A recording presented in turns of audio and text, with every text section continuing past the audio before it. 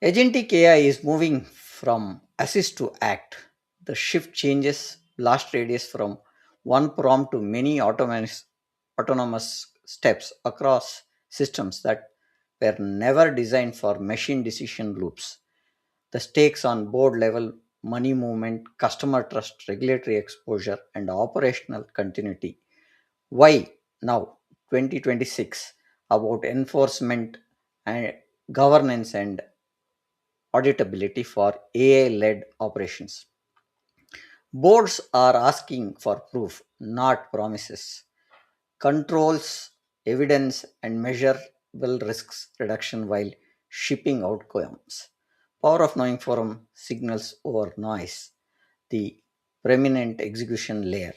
Today, we are joined by Mr. Mahesh Tallam, a CTO and a CISO with deep investment banking context and a GRC leader connecting technology, cyberspace, strategy, and growth in one operational model. Technology enables outcomes, cybersecurity protects it, growth proves ROI, strategy governs decisions. Before we dive into the topic, let's have a small video about Power of Knowing.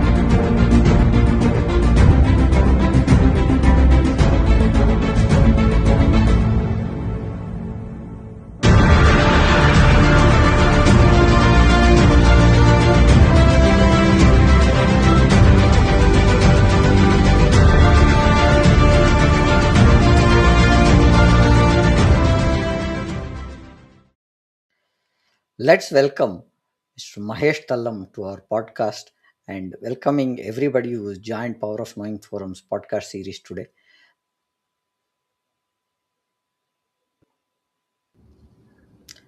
Sir, good evening. Welcome to our podcast, sir. How are you today?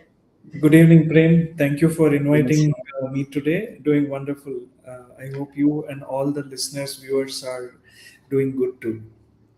Thank you, sir. A small intro about your journey, sir, so that for the audience sake. Sure. So I'm basically a combination of cybersecurity, technology, and finance professional path. I am CTO and CISO at NextWealth, which is into AI services specific to human in the loop offerings. So I come with deep expertise of nearly 28 plus years. Have my own startup. Have been working with uh, large companies like Fidelity Investments, British Telecom, and so on. Today, I'm here with you to share my knowledge about the agentic AI aspects, specifically the guardrails. So that's a brief introduction about me. More, I have shared the LinkedIn profile. Happy to connect with each one of you further. Thank you for that, sir. Sir, our first question would be what must be true before an organization lets agentic AI act at scale? Right. I think the first thing is to understand the context of your business and connect it with agentic AI, and then look at the guardrails before you even open up and scale. We have to look at the foundations first. As we all know, most of the standards today, controls today, are based on 27001, and if you follow the basics, that is the best starting point. I would say that the three topmost failures or the risk that we carry is in terms of data management, in terms of its leakage, in terms of authorized or unauthorized access risks, and misuse of the model. Broadly, I would say these are the three topmost risks that are concerned from the framework perspective. And the guardrail needs to be thought through. The minimum would be the controls that we follow in ISMS, and then applying the contextual AI governance aspects using the standard frameworks frame. Sir, if agentic AI can act, what is the minimum guardrail to be set before to scale? I think the minimum guardrail should be, as I said, being compliant with the ISO 27001 controls. If you have a good SOA that is specifically describing your applicability, how you are protecting your personally identifiable information or a cardholder data, that is the first thing that you will look at it. The second part would be, who are you empowering with, right? What are you empowering with? How much is the autonomy that you would like to? A very specific charter or a business case needs to be done. And then third is, what kind of models are you going to be putting into use for your organization context? So whether based on the model that you deploy, how much of opportunities would you give an adversary to play around with is most important. So you have to look at, as I think we will speak about it, security by design is something that we have to follow from the beginning. So these are the foundational aspects that one needs to consider clearly. So as you bring in new agents or the agentic AI into the system, there are certain basics that you'll have to follow, and based on that, as you scale, you need to look at adding or improvising. And say with your point, as a security by design is what you are saying, right? So, what are the top three failure modes you have seen in real enterprises? Because we talk about either it is a data leak, unauthorized action, or model misuse. What are the three things that you feel uh, are the top three failure modes, sir?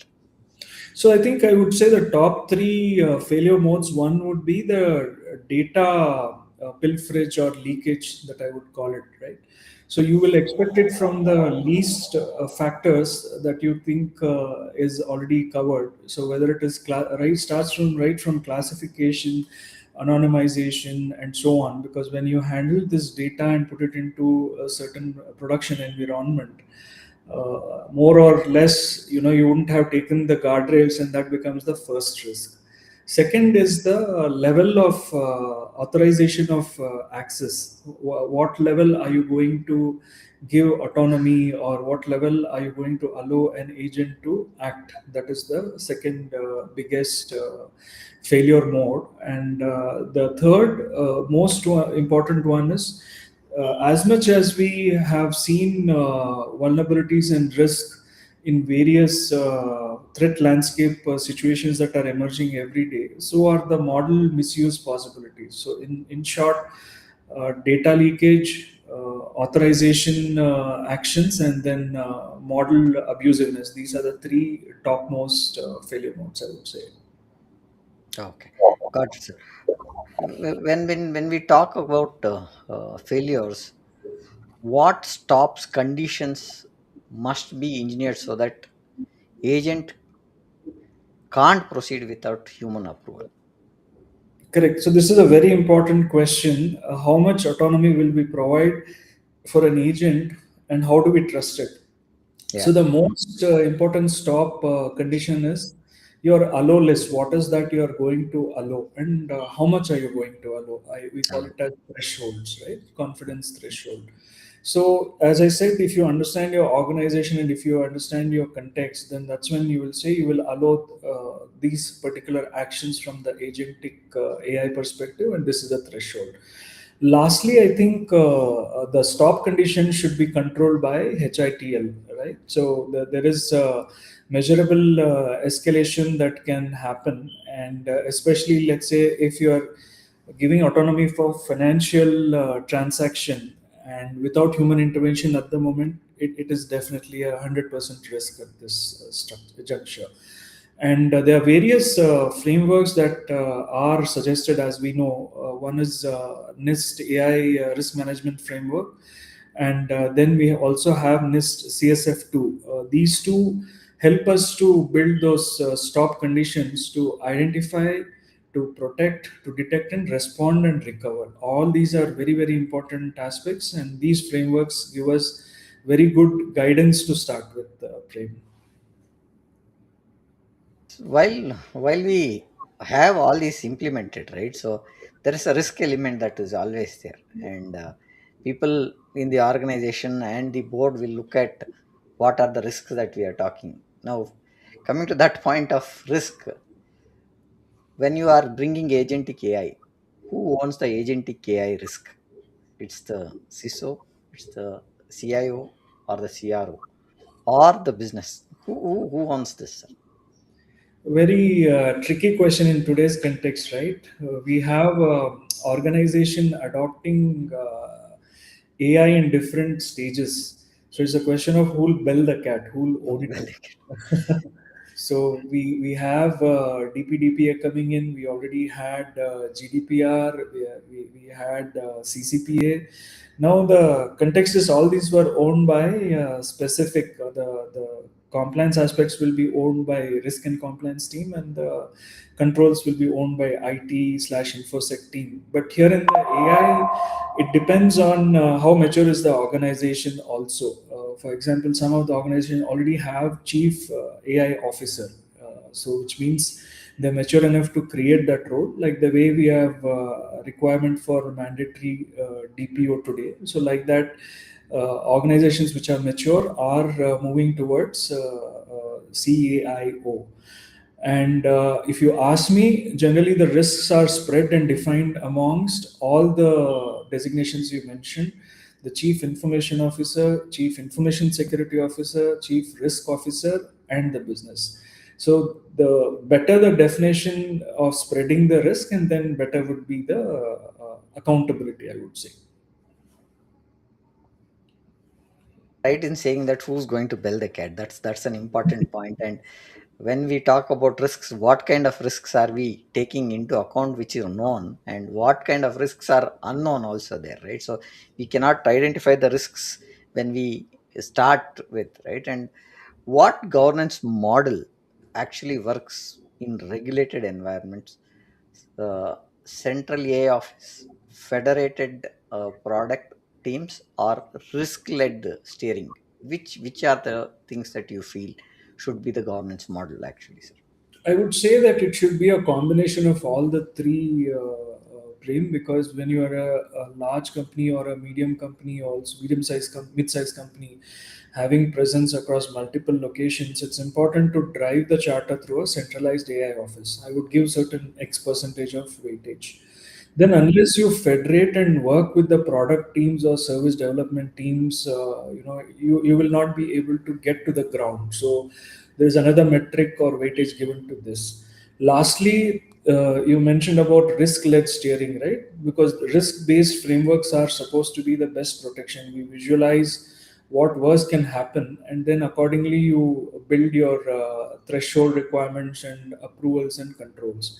So I would say that amongst all the three, I'm not picking one. I'm going to give a metric to weightage to each one of them, based on the architecture, based on the service offering, based on your geographical presence, and so on, and build the governance model.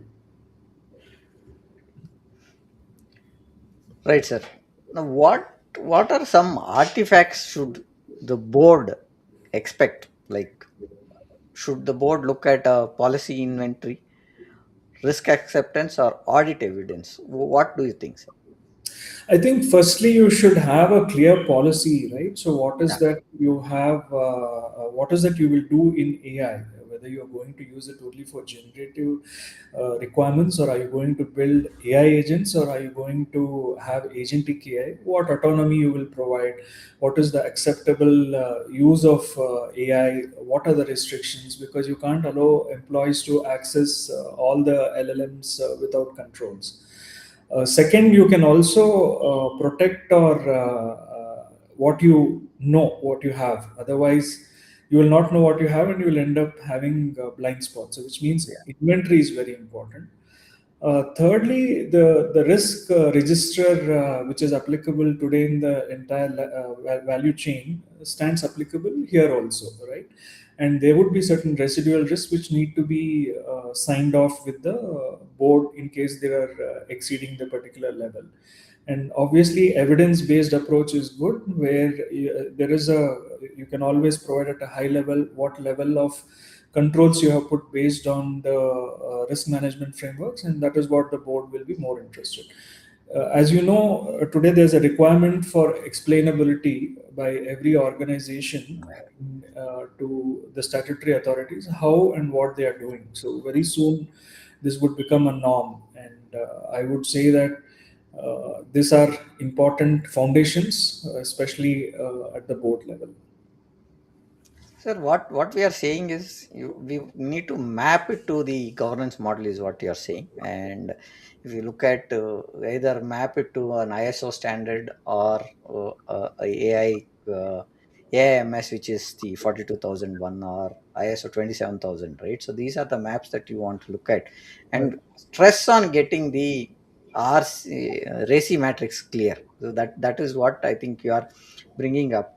And when we really look at agentic AI fails most often when accountability is not with one person and it is shared is what I take when we see these pointers, right?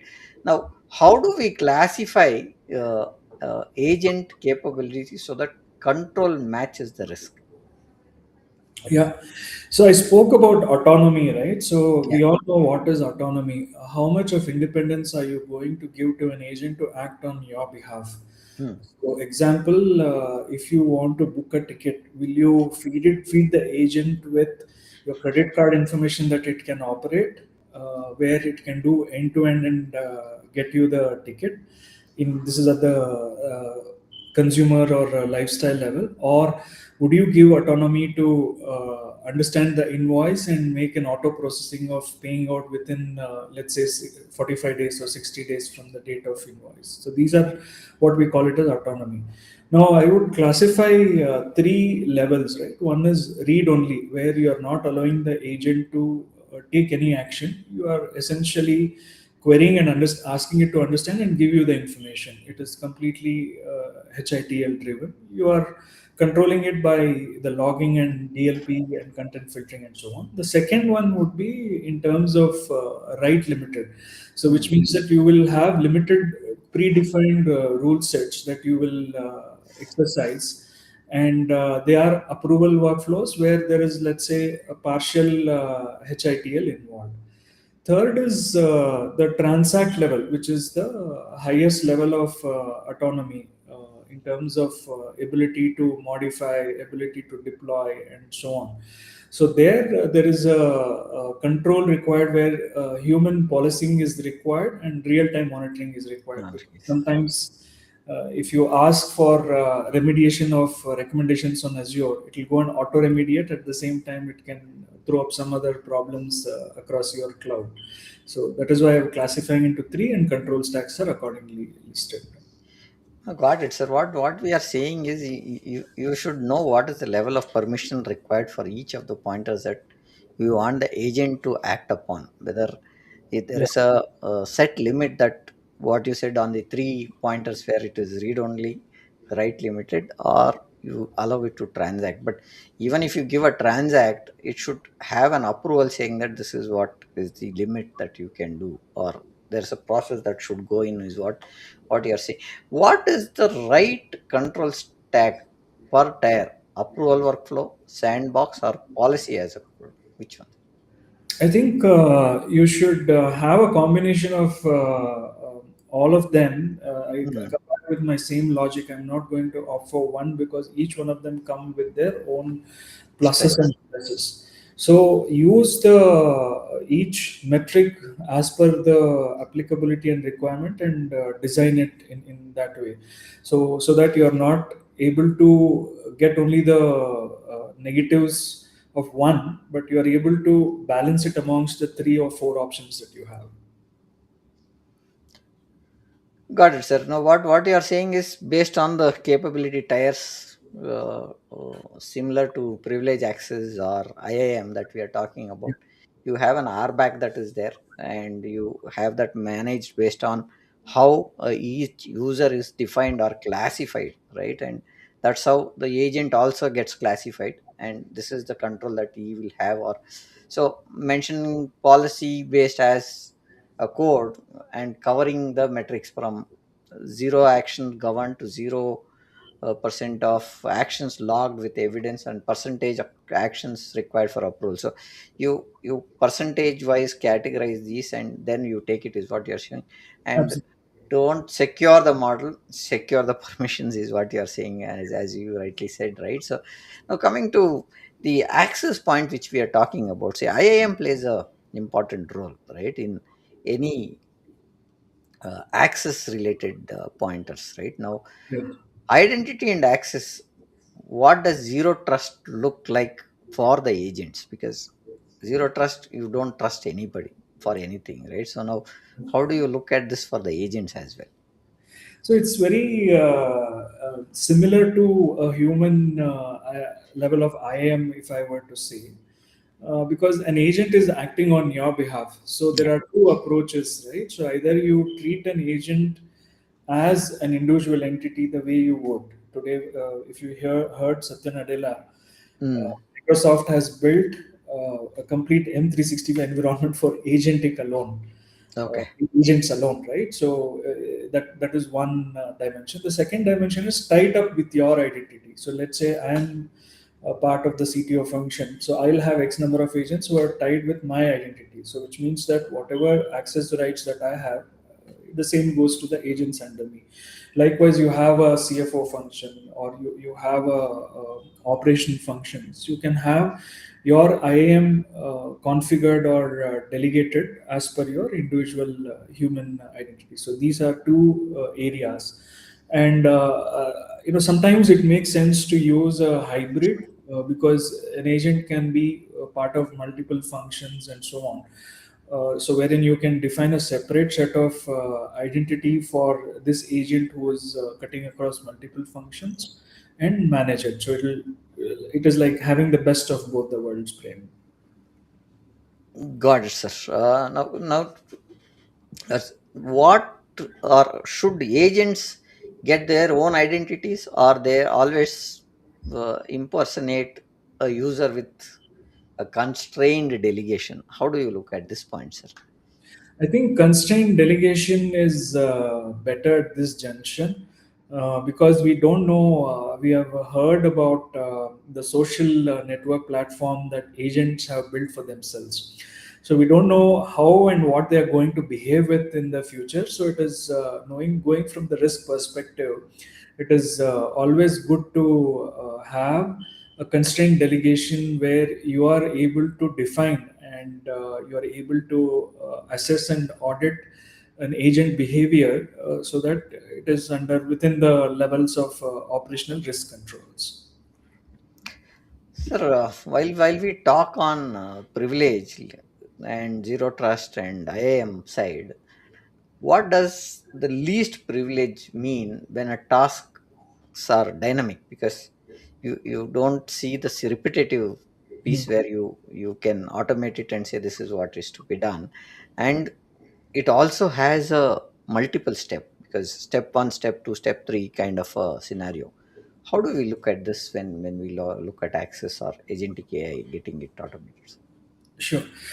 Prem, it's very similar to what we do today, right? In IAM, when you are looking at overall access and least privilege method. So, one way is to use time based access, right? So, you have a token duration that you can define, which are time bound and automatically can be revoked at the completion of that duration. We even now, much before AI, also we used to give access based on certain 2 hours or 4 hours window for change requests and so on. It is very much similar.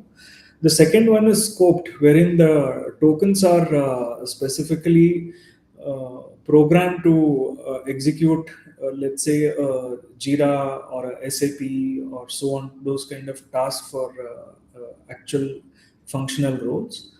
The third one I would say would be to look at step up authentication, wherein you are allowing the person to access, but you periodically use MFA to challenge the authentication and make sure that you are validating the identity. And lastly, I would say the fourth point would be how would you segregate the workflows? Multiple approval points that you are talking about, and no single agent can initiate and complete all the transactions. You will put multiple controls. So you will have one agent monitoring the other, balancing the other. So that way you're able to ensure that the privileges are kept to the best and least level. And also you will continue to monitor, right? So access, the way you monitor today the user access on a ongoing basis, the same way you would monitor these actions, these privileges, and make sure that if there are any exceptions required, you're documenting and taking the proper method of remediation. And one sentence, if I have to put forward, an agent without strong identity, which means that it is just waiting to give you a breach situation in the workflow. So always make sure that an agent with least privileges is configured with identity management. Now, again, based on the role that the user has created, that service account or the agent that is there, and with that, I think you need to use the zero trust principles again here. You have to look at the privilege access managed PAM, which also has to be looked at, and what is the credential length also, or is the duration of the credentials that he's going to use, because that's how the agent thing can be controlled, is what I understand. And with that, how do we look at having prevent sensitive data from becoming a training data or a prompt Yeah. exhaust, right? So that's what I think you're saying. Now, how do you implement data classification and DLP prompts or tool outputs for and memory stores using agentic AIs? Right.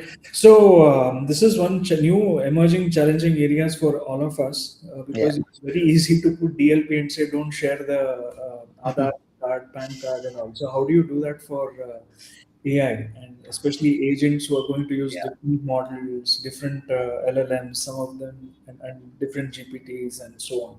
So one level is classifying the prompts, right? So and essentially whether the prompts can be classified based on whether it's a publicly available data, internal data, confidential data, whether it is restricted. So you block or you redact or modify the content based on the agent classification. That is the first one.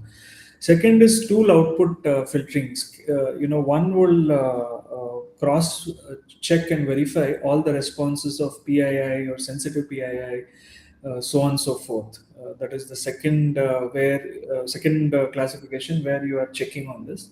Third, memory store protection is something which is very, very contextual and important, because this almost is very sensitive, because if somebody gets an access to this, it is almost having data that can someone can threaten you with a ransomware equivalent.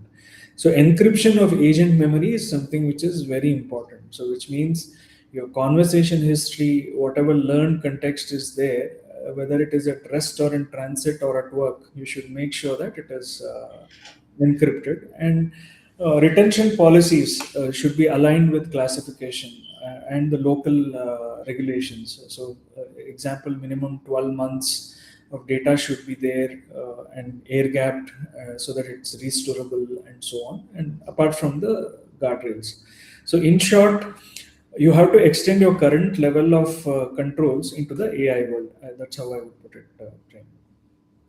I think what you're saying is, you see, it's a different challenge that we are going to see when you look at having prompts for DLP and data classification. And also, memory store is one thing that I think it depends on the kind of application, or depends upon how the access goes in based on the agent's requirement, right? So that's a critical challenge that we are seeing now.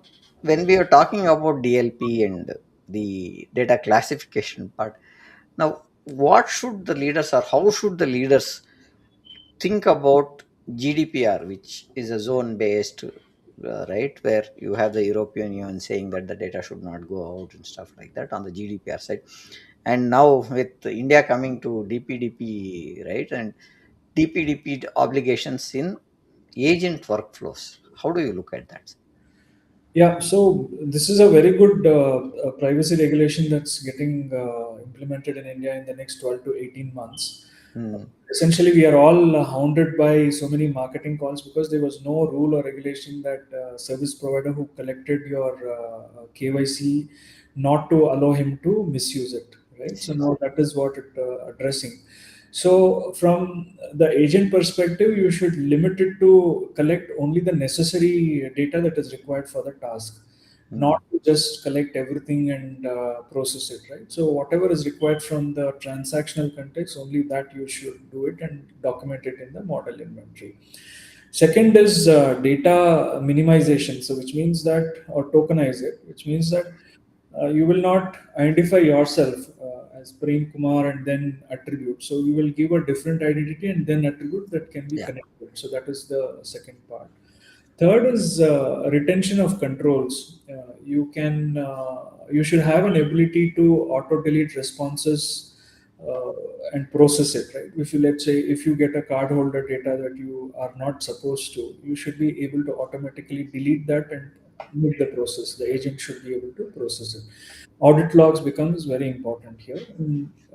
The access trails, uh, every log is important in this case, so that you know who's the user, what is the timestamp, and who accesses it. All these are required from the compliance perspective. And what is important here is the consent management, right? Because the entire, as I said in the beginning of this question, you are getting protection that your own data should not be misused. So you can individually stop by calling the service provider and say, don't process my data. So having an ability to manage the consent, manage the localization. So which means that we have DPDPA here, and if you're handling Europe, you have to be compliant with GDPR. Of course, we all know the difference is not much. And being able to adhere, let's say a breach notification should be given within 48 to 72 hours. So that is something that we should build in our systems, being to be able to respond. And in short, I would say emails are going to go away in some time, and we have seen that slowly it is becoming in different dimensions. So prompts will be your new emails, and definitely that will get recognized as evidences or regulated records. So very soon you will see laws being passed for that. But definitely, an agent, when it is being deployed as a part of the guardrails, it needs to adhere to GDPR and DPDPA controls. And we need to push those guardrails from our knowledge, experience, and wisdom perspective. Sir, what we are saying is that you need to have the right anchors for to have GDPR principles and India's DPDP compliance posture. Yes. What is their purpose limitation that we are having? How do we look at minimization of data? Retention control is what you spoke about. We used to give, you are right in saying that everybody, I used to tell to some of the people leaving my life, they have collected every data that is required for a SIM card also, right? So that's the pointer, that the collection used to happen in terms of documents. You don't know what they are required for and what is that they are proved. After having so many documents also, they would need something or the other. So Right. that's the kind of thing that we used to look at, and there was no purpose limitation for it, and it used to be collected just like that. I think that's what you are saying when you say DPDP act or the rules that they have released will all have a retention control on this. They'll talk about how the memory can be encrypted and re-addiction of it. PII tokens is one thing that you are talking about in terms of that, and also look at audit trails, right? So Yeah. that's the new thing that is going to be having that said. So the, what is secure by design? As you said, secure by design means for agentic AI architecture. That's the point that you are trying to say. So Yes. what does security by design mean for agentic AI architecture? Yeah. So I'll be generic and specific in answering this, Prem. One is security. So security by design or secure by design always starts from left, shift left, right? So much earlier in your development life cycle, you'll ensure that you're taking the controls and putting the controls in place so that uh, later in the as you move towards the right, the cost of protecting detection and protection multiplies by several excess times. So moving the first part is secure by design starts from the initial left side, so where before you even start looking at developing the code, you know what is the security that should be considered. And you will it applies same thing for agentic AI architecture also, so that when you're deploying the agents, when you're conceptualizing, you start from there itself to ensure that what is the agentic AI security that you are going to consider, map it with the AI governance policy that you have for your organization, and make sure that as you move towards your MVP, your initial controlled introduction and production, you're not going to suffer huge costs and time and efforts, of course, involved here. Now, which design choices reduce blast radius? Maybe what we are talking is running it in a sandbox execution or tool gateways or egress controls. What reduces the minimum radius blasts? All three of them again. That is, can I do tool gateways without doing a sandbox testing? Answer is no. I No. would Yeah. have to do the sandbox and then do it. And can I be doing only sandbox and then not do tool? Answer is No. no, because you need to have a proper validation and gateway enforcements and so on. Egress is something that is very much required, because once you deploy the applications, then you are going to require control levels in terms of outbound or inbound connections, data exfiltrations, and what is the command and control communication, and so on. So, by design, unless you have all the three, you will miss out. You will Mm. be susceptible for higher blast impact if you miss one of them. Got it, sir. Now, how do we prevent tool abuse and prompt injections from turning into real actions? Because what I was hearing is when you have agentic AI, prompt injections are very, very Yes. uh, prevailing, and they can be done, is what I understand. So your take on it, sir? The defense in depth is the answer here, Yes. right? So, unless you are defending in the innermost depth, you will not be able to prevent these attacks. So, one of the best places to start with is your input validation, and you can use OWASP LLM Top 10 threat taxonomy, where it will help you to detect and block the prompt injection attempts and jailbreaks. We all have heard how people are Yeah. breaking and misusing with malicious payloads. Second is tool allow list, which means that explicitly define which tools the agent can use and which it cannot, so that you are able to predict and ensure that the behavior is within the norms that you expect it to work under. The third is, in spite of that, content filtering becomes an important aspect, because you will scan the tool inputs and outputs for malicious patterns. Even if somebody were to make an attempt, if you are able to detect the behavior, then you can prevent it. You can block those injection attempts and so on. And lastly, deterministic validations, right? So critical actions are using rule based checks and not just model outputs. So that way the model becomes very important. Example, if there is a financial value to be money to be transferred, you must validate the account number against the previous historic records that you have archived and stored. And adding to this is the red team cadence. Always, we have Mitra Atlas framework. We have otherwise IVs that can be mapped against the attacks and so on. So definitely, one of the important factor is to track time to detect and making sure that you are able to understand the attack pattern and prevent it. I think, in short, I would say an agent is only as safe as the tools it can reach. So, which means that minimize the access to different tools, make it as predictable, make it as clear as possible, and don't open up the entire world. So, that's how we can prevent the tool abuse and prevent the prompt injection. I got that point, sir. As you rightly said, the agent is only safe as the tool it can reach. So that is an important point that we are taking away. And sir, now when it comes to monitoring of these agents, because when we want agentic AI, we have certain parameters that we have. Now, how do we operationalize the monitoring of these agents in, especially in the production environments? I think, as I said, anything that you want to control and prevent, you should know what you have. So, first thing is the inventory of agents. What are the agents that you have? What are the elements that are linked with that particular agent? What LLMs they are using, and what is the purpose and autonomy that, if you understand, then monitoring and observability will become very easy.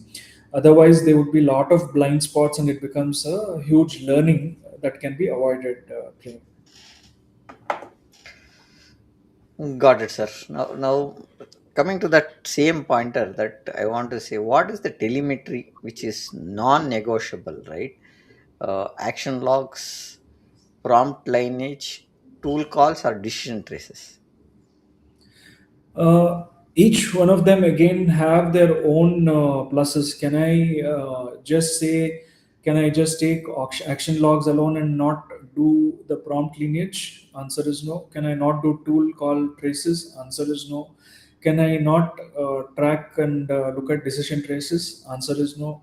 So you will require all of them from the non-negotiable telemetry to say because you'll be able to correlate, like the way we have SIEMs today, which can correlate when there is a attack that is moving horizontally or vertically in the chain.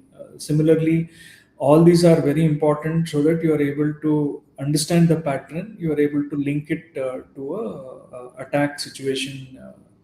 I would say. Now, what we are saying also is look at some of the threat observability as a audit readiness is what we are saying right now. Yes. The next question: what metrics are matter to the leaders like MTTDR, MTTR, via policy violations and high risk frequencies? Yeah. Which So, which ones, sir? uh, I mean, whatever 4 points, whatever points that you're saying, all of them have their importance because mean time to detect is very important for you to be monitoring, to see that you are monitoring, and what is the outcome of the monitoring is your time to detect and respond. How fast can you identify what has gone wrong, and how fast can you revert it back to your previous stable state? The third part of policy violation, can you do away with MTTD and MTTR, and then can you just have policy violations? Answer is no. All of them will require what is the absolute count, how do you categorize, how do you track the trends, and how often have these attacks been, attempts have been made, and so on. And lastly, what is the action frequency, right? So, for example, agent behavior also is most important to see, is it hallucinating and then behaving differently that it is compromising your sensitive operations. So, the CXOs will be concerned, in short, about mean time to detect, mean time to respond, what policy are being violated, and what is the risk frequency. The readiness would be in terms of how well can you make it tamper proof, cryptographic hashing and write only kind of storage, correlating ID linking user requests, agentic identification and decision being tied up, and lastly complying with the regulatory reach, whether it is 12 months or 36 months or 7 years of financial data. All these are something which are to be kept in mind. And if you can't replay what the agent did, you cannot defend it. As much as if you don't know what you have, you cannot protect it. Likewise, if you cannot You are replay, right. Good. Now, what we own or what we run, if we are not knowing, then how do we know how to protect it? So that's a important point, right? And now what we are saying also is tie. You will have to look at SOC evidence expectations and operational metrics also, like false positive rate, incident closure rate, and time like that. So these are the pointers that you are trying to bring it up now. As we speak about incident response and how do we track false positives and stuff like that, uh, incident response for agentic AI, what difference from classic cyber IR? It's an extension, I would say, because the symptom of an incident remains the same, and Hmm. when it crosses certain behavior, it becomes a incident, and you will record it. The process Yeah, remains the same, but the containment is something that is going to be different from the regular IRMs that we are talking about. And we have playbooks for regular ISMS based controls or SOC 2 type 2 or PCI DSS, but it gets slightly pivoted and curated for AI when you look at the IR for agents. got it, sir. Now, what are your playbooks for uh, agent went rogue, right? So that happens, and That has happened to contain. certain. We know the platform where the agent deleted the entire code base without Oh, human intervention. So, yes, so, agent. how do you look at containment credential? Because yeah, when it goes rogue, you'll have to have a containment done. How do we revoke these credentials that we have given? Is there a rollback? And uh, when you Yes. talk about customer data, as you rightly said, code base, how does the customer communication happen based on this? The first thing when an incident happens is isolation, right? So if you find that one endpoint or one server or one virtual machine has gone cranky, we will immediately isolate it from and prevent further deterioration in the situation. Second is, you know from where this is happening, and you will revoke the credential access so that the agent is cut off from taking further steps and further autonomy. Third is the memory. When we, I think one of the things we spoke about is memory store. Taking away the access and freezing it becomes an important, because you may take away the credentials, but the memory stays with it. So that is something very important. How do you freeze the memory and ensure that the agent is controlled there? Rollback, if the changes made by the system evoked rogue behavior, how will you be able to roll back to the previous stable state? And lastly, customer communication should be through the extended part of IRM, which is customized to the agentic AI, in terms of incident response, the time we spoke about it, right? Mean time to detect, mean time to recover, and so on. So all these will be very important to communicate to the customer and adhere to the policy guidelines. When do you look, or when do you pause the production versus ship migration under controlled uh, rollouts? I think if the incident causes material harm, let's say Hmm. if it's going to cause a harm to your brand, to your financial stature, and so on, then immediately you pause the product. Controlled rollout is when you know that the root cause is identified and fix is available, and you are Hmm. able to deploy the specific mitigation pattern and monitor closely. It is more like controlled introduction equivalent. And RTO RPO thinking is something that can be extended from a BCPDR perspective, in terms of how long can I be down, what is the last recovery point that I need to consider, and balance both, from the business continuity risk and monetary perspective, because the values will make a difference from RTO RPO. So this is something that you will consider. The key metric will be in terms of how do you contain right from the point of detection. How will you do the full containment? And did you accurately restore all the information after identifying what all went wrong? That becomes the scope accuracy.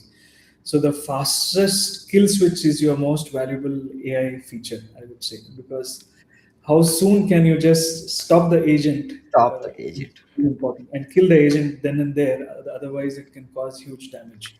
I don't mean Sir, to be, I but got it, sir. I think if it is going beyond this one, and we sense that this is not going to help us, and it is going to have a reputational damage or data breach that can happen. So I think killing would be faster than switching and looking at it. Now I have one last question before we have the pointers that are there on comments that have come. Regulatory and audit readiness. How do you look at? How do you prepare for scrutiny before the crisis even hits? so start from day one, right? So if you start with the AI policy and AI governance mechanism, have a proper definition of your charters, have proper committees to be set up so that when you are using AI related services, agentic AI capabilities, either to do it in house or launch it as a service for your company, this becomes very, very important. So before go live, you have to have, as I said, inventory of what agents you have. Second is risk assessments, impact assessments, agentic AI based risk assessments in terms of what can go wrong if the agent or model goes rogue or it gets compromised. Control tests, what are the controls that you can actually build in terms of your framework, what authorization can be there. And lastly, if you can understand your change logs in terms of how your agent has been empowered, configured, what training data has been enabling it, so what changed before the incident, all these will help you to control the regulatory and be audit ready, I would say. And needless to say, ISO 27001 at the foundation, 42001, and then you also have NIST based RMF and CSF that are there, which Seriously. do it. Got it, sir. Sir, I have two questions which have come on the this one. I'll just bring them up here for us to answer. Give me a second, please. One question is here where Sudhir says, "Do we have an industry best practice for guardrails with respect to AI in general, including AI agentic?" Yeah. So as I was saying in my last answer, we have frameworks which protect you in general from AI perspective, not only agentic. So if you start with NIST-based RMF and CSF and look at ISO 42001, they will give you the best practices today, which are proven and are going to ensure that your threshold in your organization is maintained. Over and above, you can always have contextual guardrails that can be implemented for your organization, because what applies to me may not apply to another company. So that I would say 80% these frameworks, 20% is something that you can build for your contextual aspects of your organization. So, Indra, I think hope Mahesh sir is given the right answer. If you have any further this one, please put it on the comments. We will respond to your comments on that. Now, I have one more pointer which is come from Jay Prakash. Do we have any reference? One of the most minimum governance frameworks required, like MVP, to implement agentic AI governance framework. Specific examples would which are discussed here are great. Yeah, so that's the point, sir. Yeah. So my hands-on experience has been when you go for some of these agentic AI proven frameworks, they are built in into that because as a large organization can invest in a lot of innovating the governance frameworks, but I would prefer to have standard minimum governance, as you have said, built in into the system today. And I can, in a couple of tools that I have used, I've seen that already these products have built in those governance frameworks, so we don't need to worry. Example correlating, I would say, suppose if I use Chat GPT and Copilot for my organization, should I be concerned of using data if about my customers and so on? Should I take it easy or should I be very concerned? We have data protection agreement that have been built in this GPT model. So even if I upload my customer data, confidential data, I am protected. But how much of uh, experiment I want to do is left to me. So I would go step by step and take caution and then do it. So in short, the answer is the standard frameworks are defined already for AI. Agentic AI, it is still emerging. We don't have a equivalent of 42,001 from Agentic AI. We expect it to come in the near time. Otherwise, the regular controls and frameworks are good to have, and then you can extend it and apply based on your context. Adding to what sir is saying, Jayaprakash and Sudhindra, see, the governance models also are evolving as AI is evolving. So there are changes which are coming in accordingly. Based on that, the whole structure of these models also are changing, right? So that's what we wanted to say. And I would like to summarize on what we have done over the last 45 minutes now. Uh, First pointer is agentic AI changes the risk model from answer to action is what we are talking about. Design for containment, traceability, and stop conditions from day one. So that's the first pointer that we want to look at. Governance wins, right? When clear ownership, a model agent inventory, and evidence ready control is aligned to the frameworks or the ISO policies that we are talking about, ISO 27000 or 42001. That's the second point that I would like to have. The third pointer that I want to look at is security must be shift left into architecture, zero trust identities for agents, tool gateways, OS LLM, as sir has already told, OS LLM top 10 driven threat testing is what we need to look at.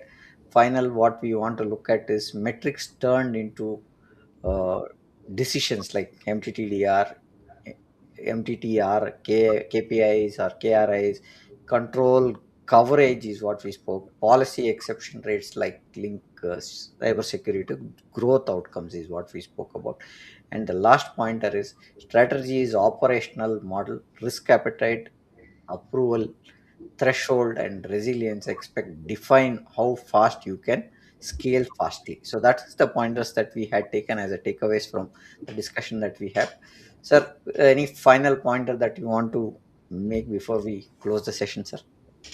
So I would say that it's an emerging area, and I would like to thank you for this opportunity to share this knowledge that we have collectively gained because all of us are learning. So one of the most important parts is how well can you respond, because if you look at Anthropic wiped away almost $280 billion, and Yeah. when it is not like earlier times where I can not be connected and I can take time to respond, but today Hmm. it is every day how responsive you are. And I would say that stay connected to the happenings on the ground very, Yeah. very closely. Take remedial steps, apply basics, apply the basic controls that are already defined and available, and evolve with your incremental outcomes. That's how I would say. Look at only risk-based framework in whatever you do. I think we should be able to control a lot of incidents and keep the malicious behavior to the lowest. Well, thank you for making this practical agentic AI only scalable when security guardrails are engineered as part of the operating system, not added later, right? So that's the point that we want to list. If you're listening as a CXO, this question is simple. You can prove what agent can do, but what it did and who approved it is also important, is what we wanted to say before we close this. And thank you for joining. You can connect to Mr. Mahesh Tallam on LinkedIn. I have put a QR on top and I'm scrolling the link down also. And post your questions in the comment section of this podcast. We have streamed this podcast live on to LinkedIn, YouTube, Facebook, and Instagram.